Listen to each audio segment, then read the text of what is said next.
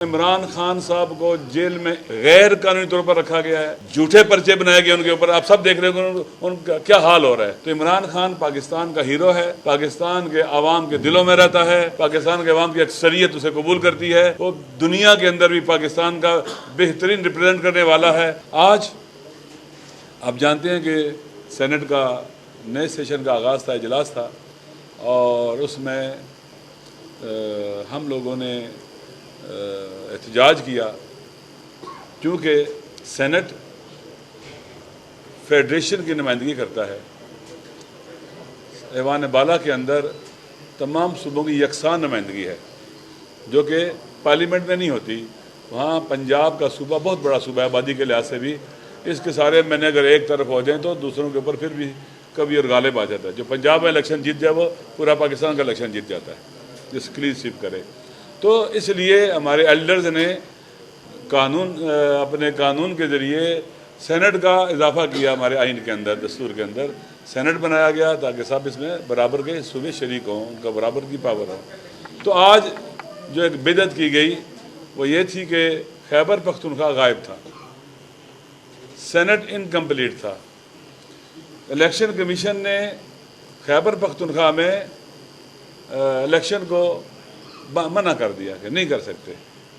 یہ election commission عجیب ہے، یا الیکشن کو ڈیلے کرتا ہے، ڈیلے وقت پر نہ ہو، آئین کے مطابق نہ ہو، ڈیلے کرتا رہتا ہے، یا ہونے نہیں دیتا ہے، اور اگر ہو جائے تو پھر اس کے اندر آپ دیکھتے ہیں جو 8 فروری کے بعد جو 9 فروری کو ہوا۔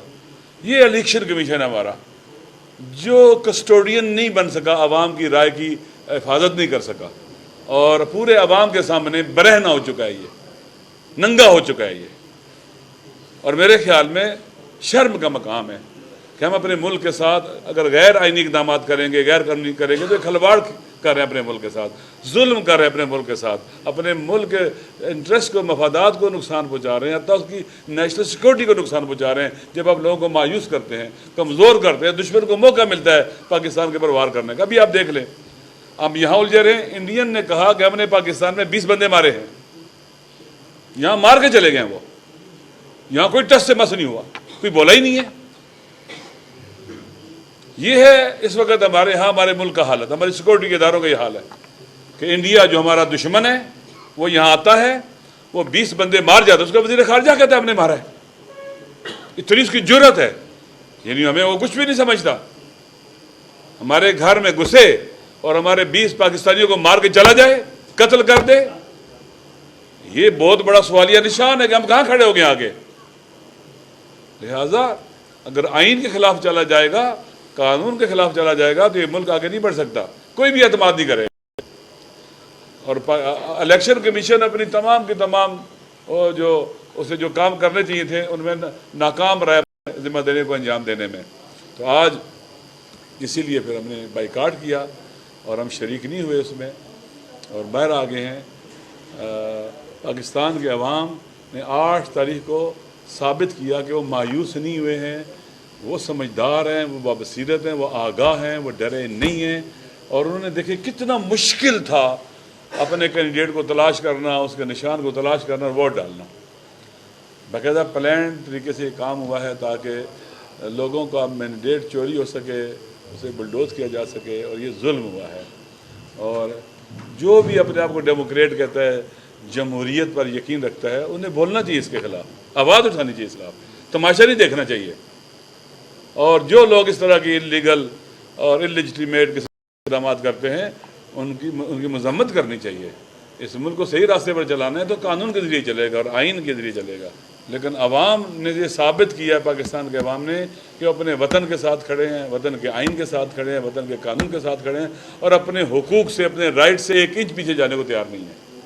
تو میرے خیال میں یہ وقت ہے کہ آج پہلا سیشن ہے سینٹ کا اور نئے سال کا آغاز ہے ان کا، تو چاہیے کہ پاکستان کے آئین کے لیے اٹھا جائے، کھڑا ہوا جائے، قانون کے لیے کھڑا جائے، تاکہ ہمارا ملک بہتر سے بہتر ہو سکے۔ ورنہ دنیا کے ممالک جو ہے پہلے ہم ان کی نظروں میں گر چکے ہیں، جو دھاندلی کی ہے 9 فروری کو، مزید یہ چیزیں جو ہے نا نقصان پہنچائیں گی۔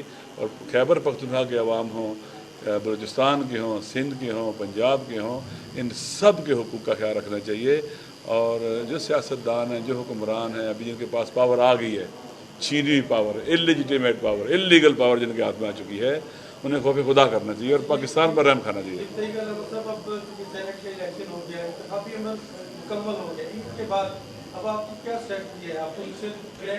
اپنے حقوق کے لیے آواز اٹھائیں گے جو آئین اور دستور کہتا ہے۔ ہم اس چوری کو چھپنے نہیں دیں گے، اس ڈاکے کو لوگوں کی ذہنوں سے محو نہیں ہونے دیں گے۔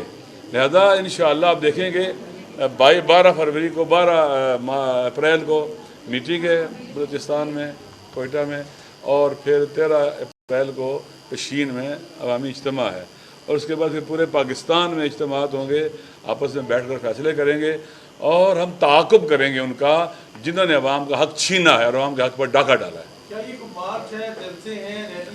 سب کچھ ہوگا، جلسے بھی ہوں گے، ریلیاں بھی ہوں گی، اور جو ہمارا تجربہ ہے اس پر بھی عمل ہوگا انشاءاللہ۔ جی سارے اکٹھے، بالکل۔ عمران خان صاحب کو جیل میں غیر قانونی طور پر رکھا گیا ہے، جھوٹے پرچے بنائے گئے ان کے اوپر، آپ سب دیکھ رہے ہیں ان کا کیا حال ہو رہا ہے۔ یہ جو عدت کیس بنایا گیا، سیفر کیس بنایا گیا، یا توشہ خانہ کیس بنایا گیا، دیکھ رہے ہیں کیا ان کی حیثیت تھی، اور عدالتوں کے اندر یہ ڈیفینڈ نہیں کر پا رہے۔ جن ججوں سے انہوں نے فیصلے کروائے ان کو بھی کل خدا کی بارگاہ میں حاضر ہونا ہے اور ظلم کا جواب دینا ہے۔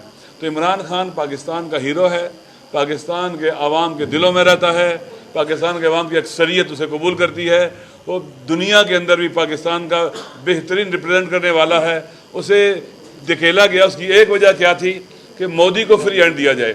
مودی انٹرنیشنل فورم کے اوپر عمران خان کے مقابلے میں بہت چھوٹا اور حقیر تھا، لہذا مودی G20 کرتا ہے، اس کو دنیا کا لیڈر امریکہ بنا رہا ہے، اور جو امریکہ کی جو جیو پالیٹکس ہے، مطلوبہ سیاسی جغرافیہ جو اس خطے کے اندر ہے، اس میں انڈیا امریکہ کا، ساؤتھ ایشیا کا اسرائیل بنانا چاہتا ہے، اس کو اسے طاقتور اور باقیوں کو نیچے لگانا چاہتا ہے۔ انشاءاللہ پاکستان کے عوام کبھی بھی انڈیا کے نیچے نہیں لگیں گے، نہ کسی کو لگنے دیں گے، لگانے والوں کو بھی اٹھا کے باہر پھینکیں گے۔